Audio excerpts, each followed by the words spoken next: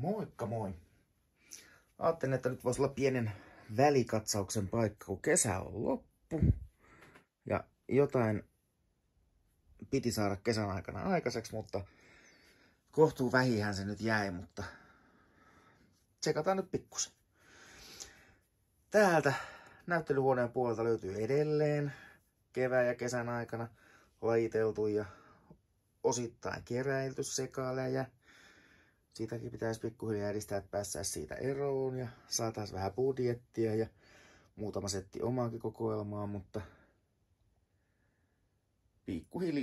pikkuhiljaa tuntuu nyt olevan se teema näissä meikäläisen Lego-huoneissa nyt kauttaaltaan ja jatkuvasti, mutta sehän nyt on vähän tämän harrastuksenkin ydin, että pikkuhiljaa. Mitäs täältä löytyy? Sieltä löytyy kaupanpäälliskauhojen sisältö Tukholman Lego-kaupasta viikon takaa. Täältä löytyy myös itse asiassa kokoelman tämänhetkinen paino grammoina 2548666.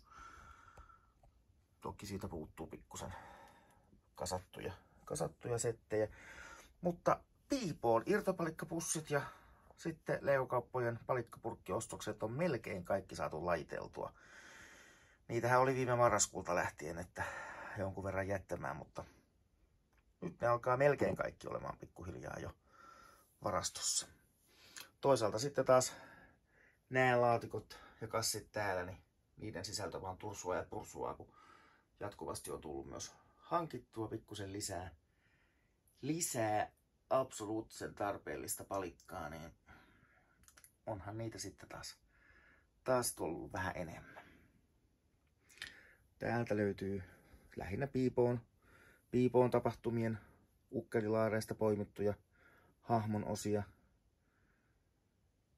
Ja no, nämä setit vaan kerää pölyä tässä, että niille ei kauheasti ole mitään pölytyksiä vielä tehty. Kalenteriin saa just vaihtaa meikäläisen lempikuvan, että jotain positiivista. Täältä löytyy keväällä ystävältä saadut palikkalaatikot. Ne pitäisi lajitella, niissä on 80-, 90- ja 2000-luvun palikkaa. Ihan hauskaa tavaraa näytti olevan. Tuolla on pikkusen kuivatusprojektia menossa, junasetti menossa myyntiin. Jos ei tule myydyksi, niin sitten otetaan itse omaan kokoelmaan.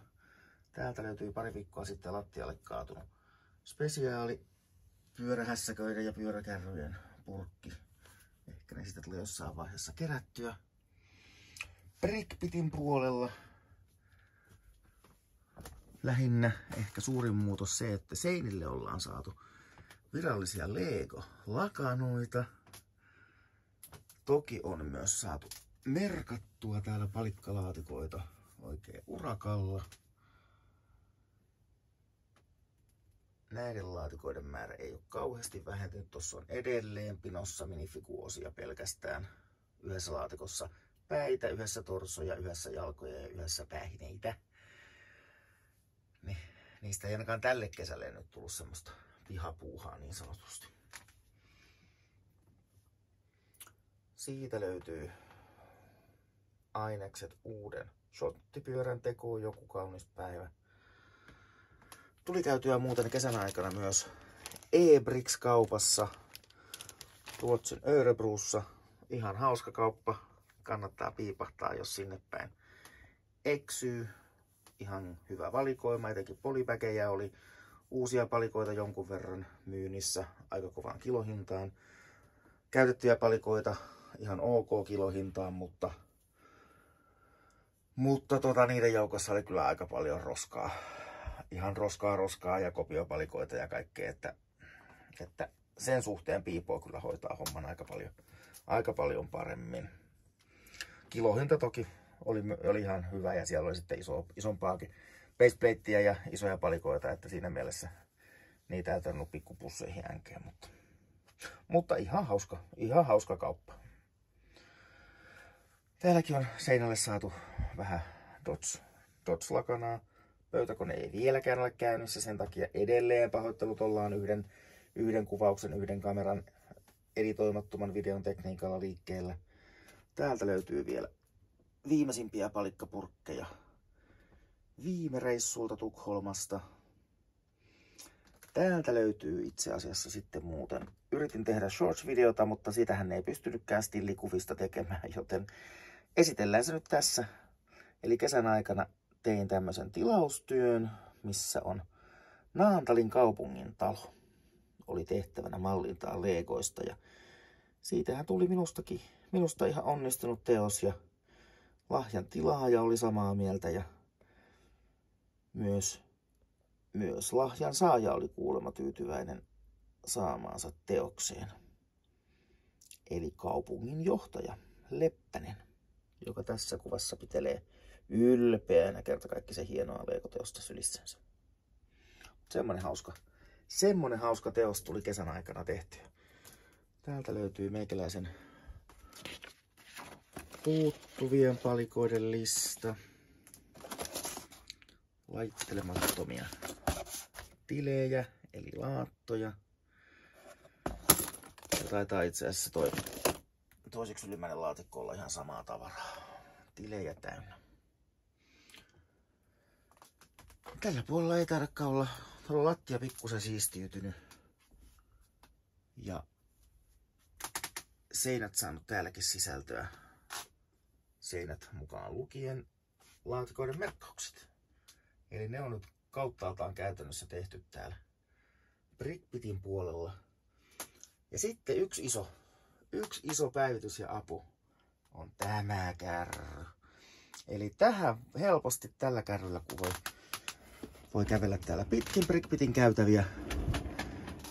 Ja sitten laitella tänne lokeroihin sitten, kun irtopalikkapussin kaataa tuohon laatikkoon, niin sen jälkeen vaihtelee käytävillä ja laittaa palikota oikeaan paikkaan. Parilla alimmaisella hyllyllä on sitten tuonne näyttelyhuoneen varaston puolelle menossa olevia palikoita. Kiitos vaan vanhan palikan Velmerille aivan nerokkaasta vinkistä. Hyvin on toiminut. Täällä viimeisen käytävän puolellakin juliste seinällä ja palikoita laatikoiden kyljessä kertomassa, että mitä palikkaa niissä on. Siinäpä se tärkein sisältö oikeastaan täältä. Nyt tässä on itse asiassa syyskuun tullen, niin nyt pitäisi ruveta prosessoimaan oikein urakalla. Kuun lopussa on Piipoon tapahtuma Helsingin messukeskuksessa. Silloin kun syyskuu vaihtuu lokakuuksi ja sinne pitäisi saada aikaiseksi jotain, niin tässä idean tasolla on jo paljon pyöritelty, mutta konkreettista on tapahtunut aika vähän, joten sitä pitää tässä nyt sitten ruveta harrastamaan. Tämmöistä tänne meikäläisen legohuoneisiin kuuluu näin kesän päätteeksi. Katsotaan, kuinka vauhdilla päästään syksyyn ja mitä kaikkea saadaan aikaiseksi. Mutta eli rakentamaan päästään pitkästä aikaa.